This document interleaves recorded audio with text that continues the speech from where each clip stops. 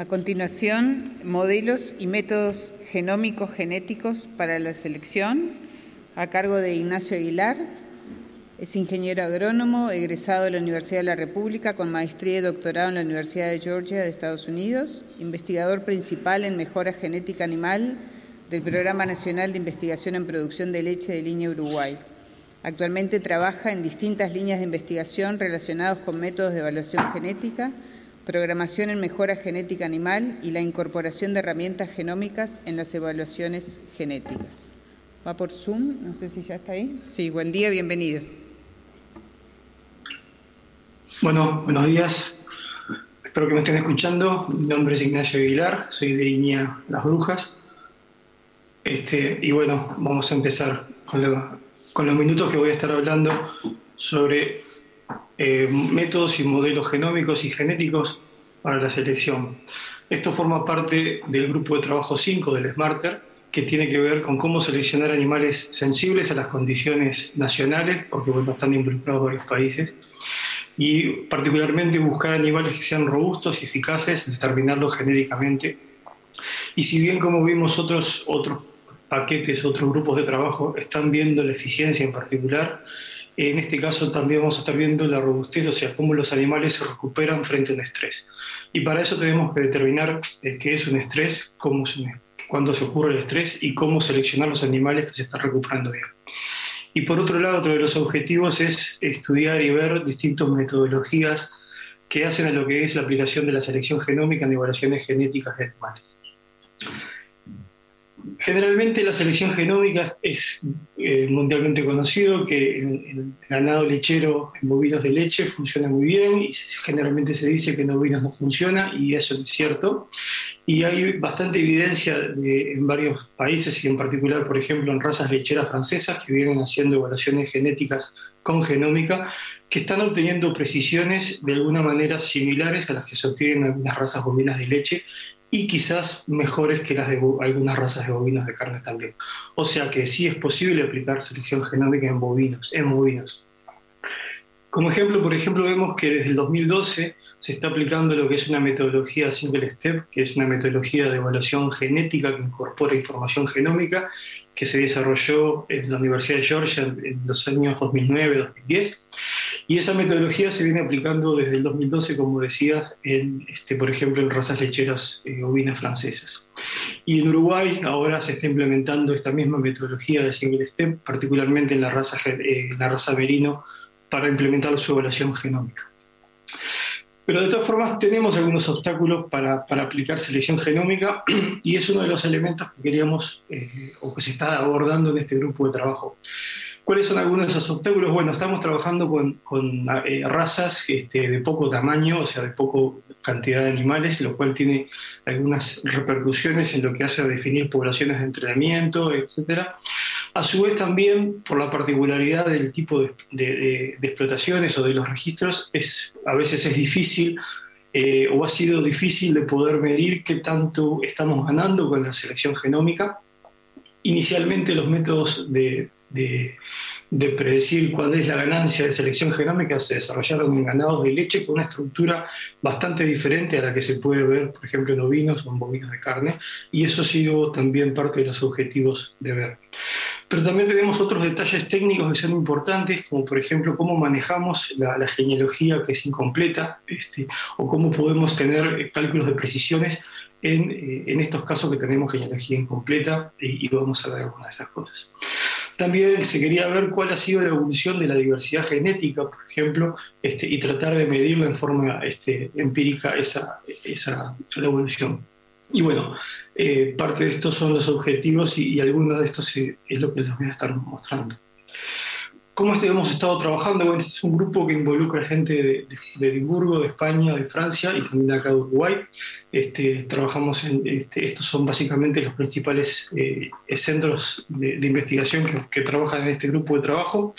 Y nosotros particularmente trabajamos haciendo programas informáticos, hacemos fórmulas, derivamos nuevas metodologías, y este es el tipo de cosas que estamos más acostumbrados a hacer. ¿Por qué? Bueno, porque muchas veces los métodos que queremos implementar no están disponibles, hay que desarrollar nuevos algoritmos, nuevos métodos, y esta es un poco la forma en las cuales trabajamos. Y para eso utilizamos o bien datos de campo o bien datos de simulaciones, que parte de esas de simulaciones se han estado desarrollando acá.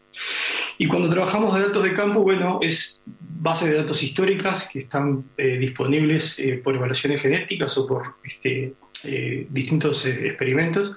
Y bueno, y eso es trabajar con datos, a veces salen cosas que están bien y otras veces que no están tan bien, y bueno, pero tenemos que lidiar un poco con eso. ¿Qué se ha descubierto hasta entonces? Bueno, en primer lugar, el grupo de Edimburgo ha estado trabajando sobre el tema de selección para robustez, y para poder seleccionar animales robustos tiene que haber estrés. Esa es una de las primeras conclusiones que ellos han arribado. Si tenemos animales de razas que están en forma muy controlada, mimada, llamémosles, que nunca van a tener estrés, por lo tanto no vamos a poder determinar qué animales están cambiando o están sufriendo. A veces podemos medir el estrés en forma explícita y otras veces no. De todas formas, cuando no podemos medir ese estrés en forma explícita, podemos igualmente estar haciendo una selección, ya que tenemos, por ejemplo, padres que tienen progenies en distintos ambientes, como ambientes buenos o ambientes malos, y por lo tanto nos va a permitir seleccionar animales que sean de alguna forma robustos, o sea que se aguantan, producen bien en distintas circunstancias.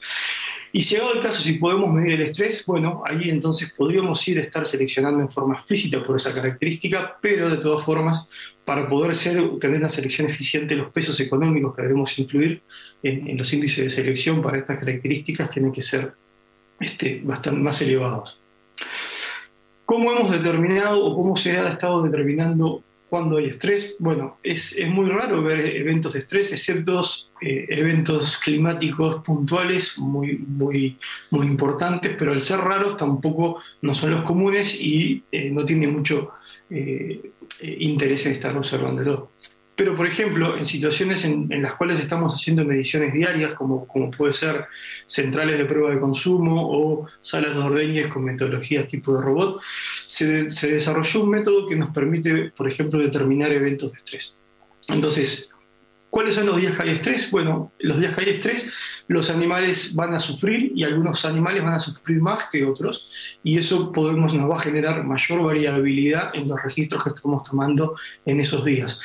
Por lo tanto, esa variabilidad, si la tenemos en una serie histórica, podemos ver esa variabilidad, y los días que hay mayor variabilidad son los días que estamos determinando estrés. Acá, por ejemplo, tenemos los datos de una central de prueba de consumo del INRA, en donde tenemos el consumo diario, y ahí en los puntos que se disparan, vemos que esos animales que están acá, o esos días, son los días que hubo mayor estrés, y cuando se fue a contrarrestar contra lo que fue una base de datos histórica, esos días que marcaron con mayor variabilidad fueron días estresantes, ya sea por cambio de camas, en el caso de camas en animales estabulados, o reparaciones en las instalaciones. Entonces, una vez que podemos tener determinados estas variables, o una variable continua, vamos a decir que diga qué día hubo estrés, sí o no, luego esa información puede ser utilizada a los efectos de generar valores genéticos o ayudar en las estimaciones a generar valores genéticos. Un ejemplo de esto, por ejemplo, en ganado lechero, es el uso de lo que son evaluaciones genéticas para resistencia al estrés calórico, en donde la variable en ese caso es un índice de temperatura y humedad. Pero bueno, en otros casos que el estrés no es solamente por temperatura y humedad, esta es una forma que se desarrolló para medir esa variable.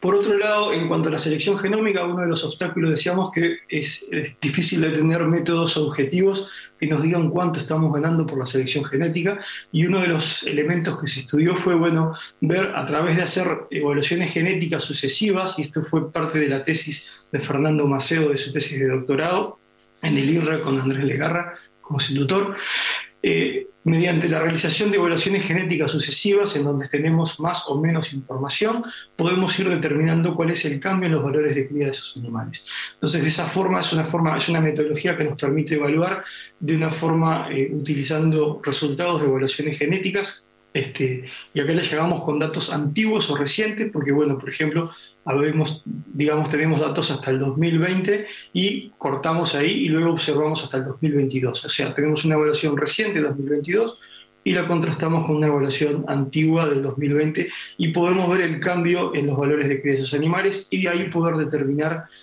aumentos en precisión. Y esto se puede hacer para modelos genómicos, que era parte del interés, pero también para modelos tradicionales. A raíz de este estudio se determinó para una serie de características en ovejas lecheras que los incrementos en precisión mediante el uso de genómica estaban aumentando entre un 5 y un 10%. Y acá la gráfica lo que estamos mostrando son distintos puntos de corte en los distintos años, y esto fue una cosa interesante de ver, que si nos quedamos con un solo punto de corte y hacemos una sola validación a futuro, vamos a decir, de un solo punto, quizás nos puede tocar un año muy malo, como por ejemplo fue el año acá, en este caso 2008, y podríamos estar llegando a conclusiones erróneas, pero si uno va variando esos puntos de corte, podemos ver que hay una cierta variación. Eso era un poco también parte de los resultados de esta parte de este componente. Lo otro que les decía que se quiso ver cuál es la evolución de la varianza genética a través del tiempo. Entonces ustedes saben que la varianza genética se puede ver afectada por selección, por consanguinidad, y en este caso son 30 años de selección, y lo que es un caso de selección que están controlados los apareamientos, o sea, se tiene en consideración la gestión de lo que es los apareamientos, y lo que estamos viendo que primero se pudo estimar cuál fue la varianza genética o la evolución de la varianza genética en el tiempo. Partimos de una varianza genética inicial, que es en la población base, que generalmente son los valores o de los componentes de varianza que utilizamos, pero esa varianza genética va cambiando. Y bueno, esta fue una forma de medir, y lo que pudimos observar es que la pérdida por consanguinidad, en este caso que estábamos haciendo un control, fue tan solo del 3%. Por otro lado, mencionaba cómo podemos trabajar con información de genealogía faltante.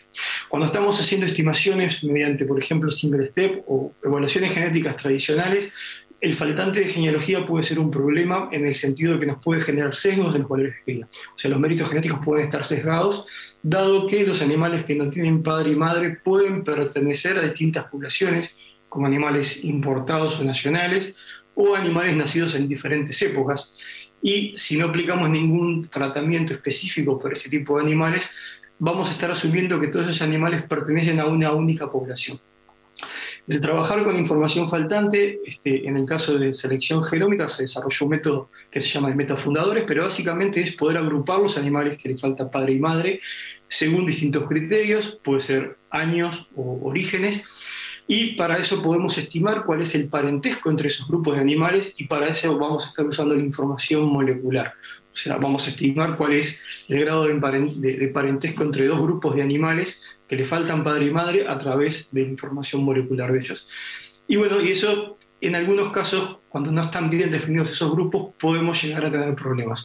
Una de las cosas que estuvimos viendo, y esto es un trabajo de tesis de doctorado de Rodrigo López acá en Uruguay, fue ver cómo podemos tener mejores estimaciones de esos emparentescos genómicos de estos grupos de metafundadores que no nos den evaluaciones genéticas más precisas y menos sesgadas. Por otro lado, hemos estado trabajando en lo que hace a los cálculos de precisiones. Como ustedes saben, cada estimación o cada predicción de méritos genéticos va acompañada siempre de un valor de precisión o de reliability o repetibilidad, depende de la evaluación genética, como se le llame, o fiabilidad en el caso de España.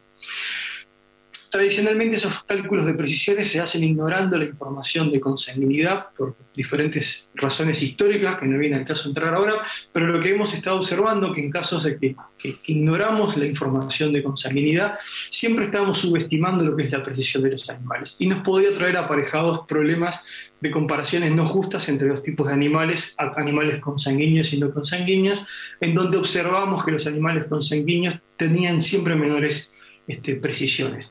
Ahora bien, cuando vamos a trabajar con selección genómica, por ejemplo en un single step, lo que vemos es que si ignoramos esa información, que en este caso le vamos a llamar heterogeneidad genómica, porque tenemos animales que son más o menos consanguíneos, digámoslo de alguna forma, lo que estamos viendo es que podemos tener casos como una menor precisión, o en otros casos podemos tener mayores precisiones. Por lo tanto, este fue otro trabajo que se estuvo trabajando particularmente para poder tener estimaciones precisas en lo que es precisiones y entender un poco y hacer recomendaciones en cómo poder calcular precisiones en modelos de selección genómica. Por último, cuando estamos trabajando con estos animales o estos modelos animales con información genealógica faltante, como por ejemplo el caso de los metafundadores, lo que observamos, y esta es la gráfica que tenemos acá, es que siempre estábamos teniendo precisiones bastante inferiores a las reales o las que obteníamos incluso sin información genómica. Y por ejemplo veíamos animales carneros o toros padres que tenían muchísimas hijas que estaban teniendo precisiones muy por debajo de 0,90, que es lo que uno esperaría tener. Y entonces acá tuvimos que ir a revisar un poco la teoría y las fórmulas, qué es lo que estaba ocurriendo, y bueno, hemos desarrollado una metodología que nos permite estimar, por ejemplo, las precisiones exactas para el caso de estos modelos con metafundadores, y esto es un poco lo que estamos viendo en esta gráfica de acá, que lo que tenemos en este eje sería la precisión de un BLAP tradicional, en donde no tenemos información genómica, y este sí es un loop o un single step, donde sí estamos incorporando información genómica de la forma con la corrección correcta, y lo que estamos viendo es que siempre estamos obteniendo incrementos en las precisiones. En este caso son candidatos a selección genómica, o sea, son animales machos sin información de genealogía. Bien, esto es un poco parte de los resultados, si bien hay otros más resultados que han sido desarrollados dentro de este componente, acá preferimos presentarles esto. Y bueno, si bien a veces se cree que los que trabajamos en evaluaciones genéticas de estos modelos tenemos una varita mágica, no es así, no tenemos varita mágica, pero bueno, pensamos que tenemos diferentes aportes metodológicos que nos permiten tener mejores precisiones de los valores de cría de los animales para poder hacer selección. Bien, esto es un poco lo que tenía para presentarles y bueno, quedo a las órdenes. Muchas gracias.